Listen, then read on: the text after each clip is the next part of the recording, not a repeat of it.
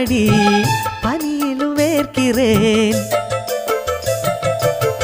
மன்மதன் சந்நிதி முதன்முறை பார்க்கிறேன். அதனால் தானடி பனியிலும் வேர்க்கிறேன். முத்தங்களின் ஓசைகளே பூஜை மணியானதே.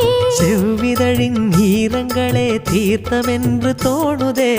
கால நேரம் என்பது காதலில் இல்லையா? காமதேவன் கோயிலில் கடிகாரங்கள் தேவையா? சேலையில வீடு கட்டவா சேர்ந்து வசிக்க? ஜன்னல் வச்ச ஜாக்கெட் போடவா தென்றல் அடிக்க? முக்குத்தியின் மின்னல் ஒரு தீபம் ஏற்றி வைத்து போக.